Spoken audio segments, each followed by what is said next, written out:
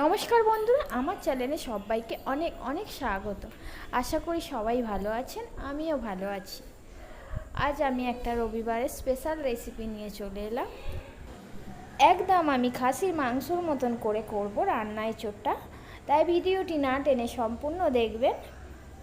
আর ভিডিওটি ভালো লাগলে লাইক শেয়ার করবেন, আর চ্যানেলটা প্লিজ সাবস্ক্রাইব করে দেবেন।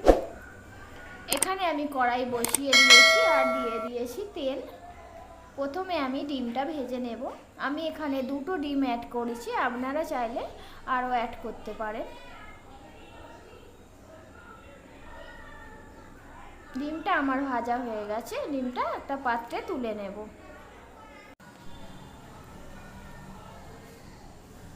ওই তেলেই আমি আলুটা ভেজে নেব।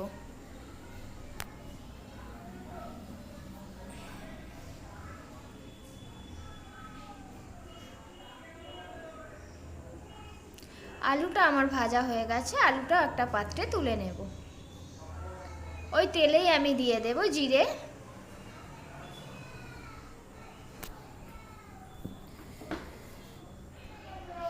দিয়ে দেব পেঁয়াজ কুচি। আমি একটা বড় সাইজ পেঁয়াজ কুচি করে নিয়েছি। ভালো করে লাল লাল করে আমি ভেজে নেব।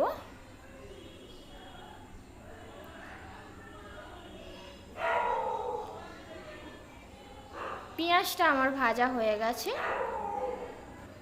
এবারে আমি মশলাগুলো অ্যাড করব। এখানে নিয়ে নিয়েছি আদা, রসুন আর কাঁচা লঙ্কা বাটা।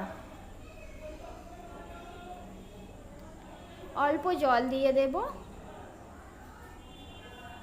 টমেটো কুচি,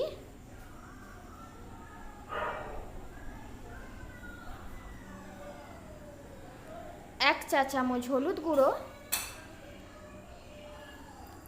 1 চা চামচ লঙ্কা গুঁড়ো, 1 চা চামচ লবণ দিয়ে আমি মশলাটা ভালো করে কষিয়ে নেব। যতক্ষণ না তেল ছাড়ছে মশলাটা আমি কষাতে থাকব।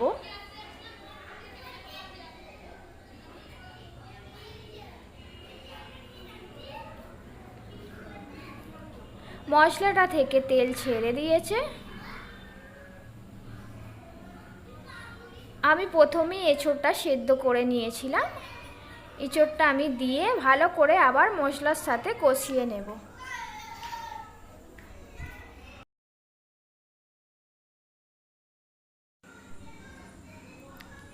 দিয়ে দেব ভাজা আলুটা, দিয়ে আমি আবারও মশলার সাথে কষিয়ে নেব।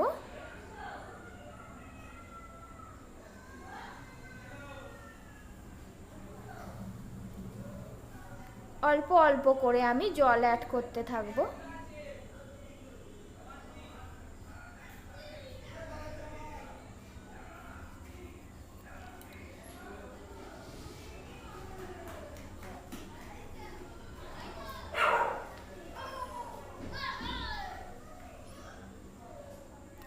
আপনারা যেমন গ্রেভি রাখবেন তেমন জল অ্যাড করবেন।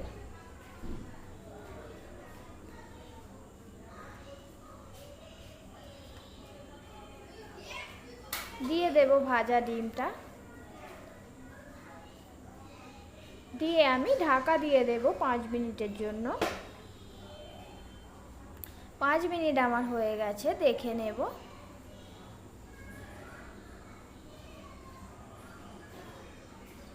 এঁচোড়টা আমি আগেই সিদ্ধ করে নিয়েছিলাম, আলুটাও সিদ্ধ হয়ে গেছে।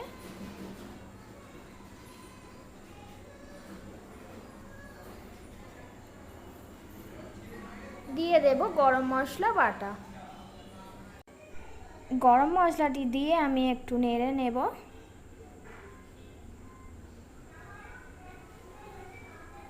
আমার এঁচোড় রান্নাটা একদম রেডি। আমি এবারে নামিয়ে নেব।